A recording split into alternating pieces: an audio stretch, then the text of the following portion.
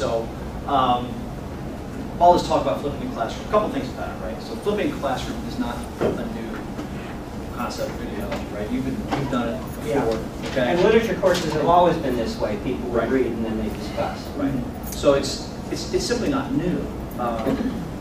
It's become exciting again because, quite honestly, it really is the technology, right? The idea of, capture my lecture in some form, right? So everyone kind of has a mental construct of what that means right now. It's, there's a video over here in the corner. It's like, oh, great, once we're done here, I'm going to throw this online and my students can have it. I'll use it next semester. All the way down to some other things that you may try where it's slides and it's more custom to someone taking a self-paced manner. My background is in designing e-learning, self-paced pieces, both in corporate and now here in higher education. And from my world, that's the whole. What I've done is centered on that. Things that are for self-paced learning. So as we've gotten kind of excited at higher education in general about this again, because it really is about technology, bringing back a your concept of converting or flipping the classroom. ETS has had a chance to actually engage. So at the end of last semester, we went on 3 engagement projects. We started. They're going to go through this spring. We're in the middle of it right now. So we picked 3 of them. What's nice is that 3 of them they're unique. So we have one which is a Stats 250 course, which is the faculty member she is all in. It's all semester. She's running from day 1. She's going to run through the end of the semester this way. I'll focus on her in a minute. The other one is kind of 1/3 in. So Mark's C-game. Okay. It's health policies. So 1/3 of the semester is going to have flipped events. And then we have social media and ethics, where she's going to take 2 weeks and use the flip approach. So we're still right now in the middle of figuring out how to assess the other 2. And we're figuring out a framework format for that. So I'll talk about Jenny Shook's Stats 250 class. So what she had done was she read some of the literature on flipping the classroom aside by herself. So she was technology savvy, teaching stats. She went ahead and made a bunch of videos of her working through some statistics problems. She put them on Angel, and I can show you what one of these looks like. Cream can cause you to die from drowning. Now, hopefully, you know that that's not true. The reason that that's not true is because there's some hidden variables going on that influence both the amount of ice cream that is consumed and the chances of you dying because of drowning.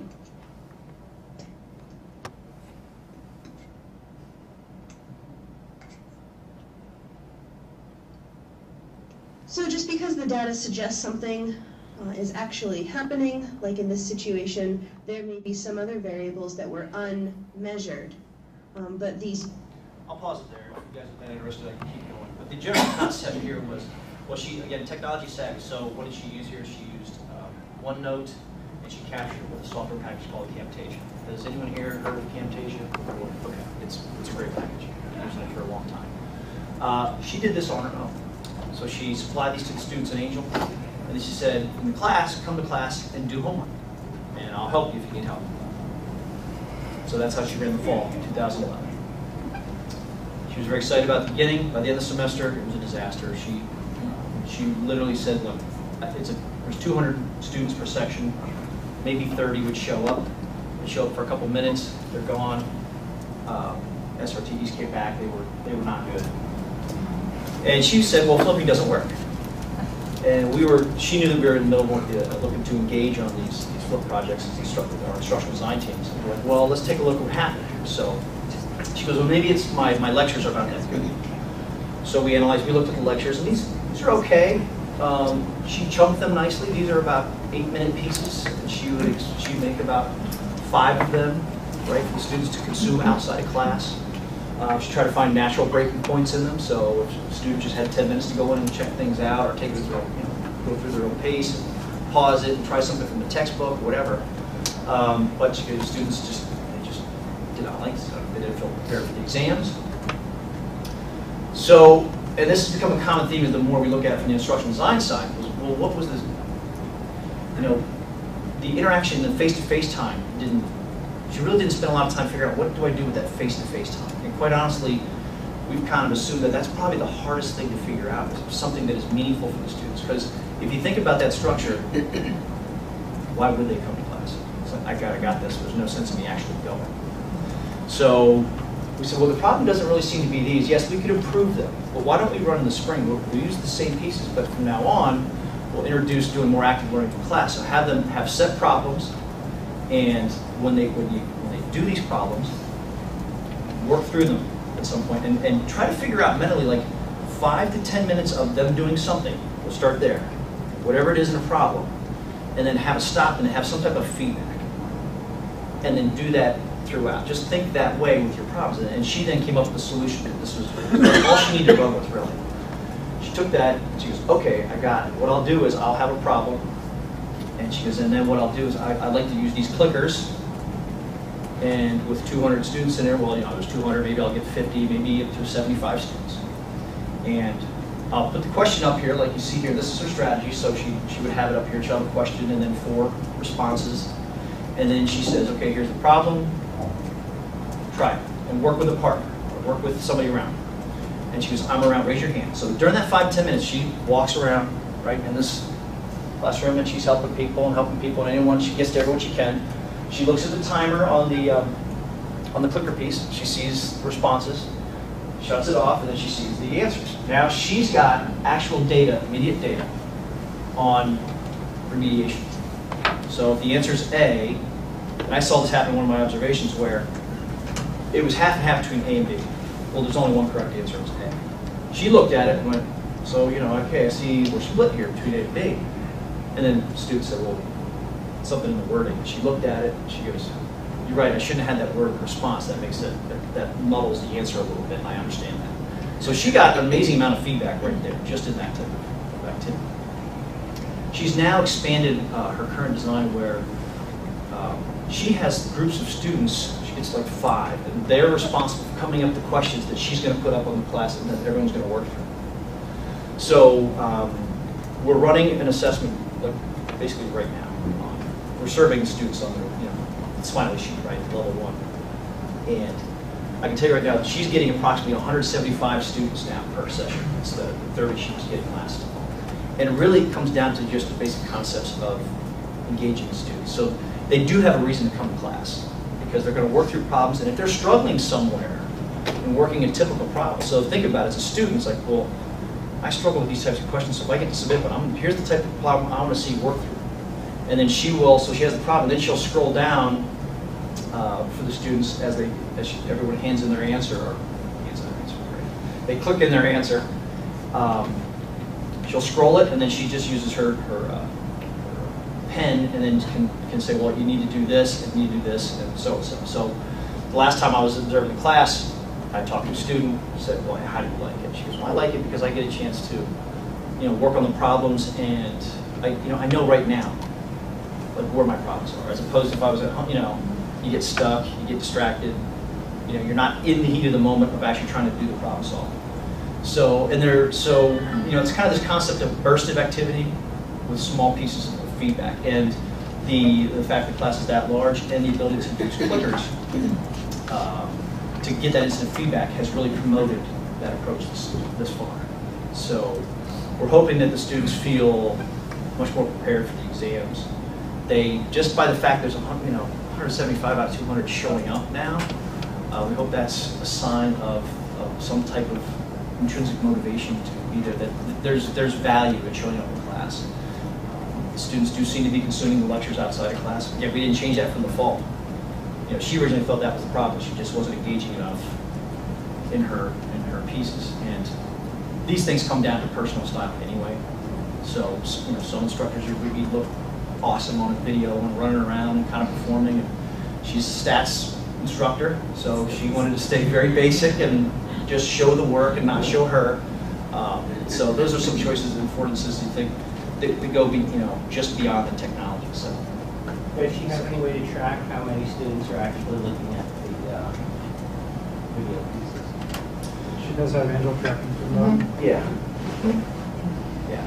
I don't know if she's looking. We'll factor that into our assessment. I don't know if she's kept up with trying to keep up with who's looking at these things, because because it only means so much to a certain age. They can't keep up with the discussion in class if they don't watch those videos. And the interaction in class indicates to me that they're watching it. I don't know if they're watching the whole thing. They're long videos, and it's something that I'm not sure about their design, whether 15-minute videos every week or something that students like to watch the whole thing, but they seem to be watching it. Yeah, I was going to say, you can turn tracking on and you can actually see which students. Roger. Yeah. Yeah. I know you can. My question was it? And actually, an interesting point of assessment or a study might be to compare grades with who's watching the video. Yeah. So, well, part of the assessment is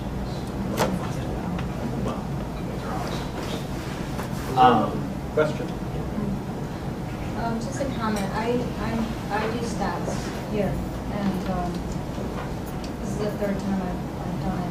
And I try to employ a bottom-up strategy, kind of similar to what you're describing. And what I've noticed is that the more they're actually doing in class through practical exercises, the more driven they are to follow up with the reading material. Well, now they're kind of treating it as a reference more. You know, they're like, it's like, oh, I need to really figure this out. And the more they're interested materials as well. Yeah. Yeah. So, you know, as far as like flipping, this is we're not experts, right? We're doing our first engagements right now, so we're all learning, you know, what's going to work and what doesn't. We talked enough theory the last year about flipping. Now it's been great to work with faculty to really think through real workflows and observe what's going on. We're trying to look, you know, at the data, assessing these things. But it's been kind of fascinating in the 3 engagements. Jenny's is obviously the most, because she had a prior history. She had that spring or that fall 2011 experience. But we're trying to glom out everything that we see is happening, even to the point where when she has the question up to the students, and so you start watching that little tally go up. So you kind of eye it up this room, there's about 170 students, and then you look at it gets up to like 90. It always gets up to 90 in the first minute and a half. And then the rest kind of trickle in, and everyone's checking. And then you know when everyone's done, which is what every teacher's done for time, you can just tell if they're working on their own, and the murmur talk gets loud, they're done. You know, and it shows up like around 171 is really loud in there, and she knows to go cut it off and talk about the answer and any issues anyone might have had. So just watching it really happen is part of flipping that we don't really document and talk about just yet. But we're hoping to bring some of that reality to what we find and obviously sharing it with anyone that's interested in trying. Okay. The question I have, just I guess philosophically, being that it's new, you know, jiving this with the course outcomes. You know, how do you do that? I mean, that all has to be front end of like, okay, here's what I teach English, so you know, it's writing based. Everything's this based on, you know, producing, you know, text at the end of, you know, a given period of time. And I'm just wondering how, you know, do you take a chance on that with flipping a class that you're not going to meet these outcomes that you know, a course has to have? Yeah, well, that's what the instructor for social media and ethics, same question. So that's why she's going to she picked certain materials she thought lend itself best to flipping, where she wants to consume outside of class, and then she's going to have, she's also going to use clickers to get feedback, and then she's going to use that. She wants, she's her in-class activity or to have students talk in small groups, and then kind of come up with an answer, and then she's going to display them and talk about them. Again, it's ethics, so it can kind of go anywhere, so it's a little bit different. But she was concerned, so she wanted to make sure that, I don't want to do my whole semester this way because I'm not sure. Let me just see, and plus, she would need to be comfortable with it. So she decided for her lecture piece she was going to use VoiceThread. So she created a lecture piece, VoiceThread, some slides, some talk. That she wants the students to consume before they get to the class. And she didn't know how they're going to react to that. So that's why it's just a 2-week period in the semester, and it's kind of right in the middle of the semester. It comes up after spring break. So that's just one way to think about it. If you just want to dip your toe in the water. In the flipping waters. Any other questions, comments on that particular use case? Okay, great.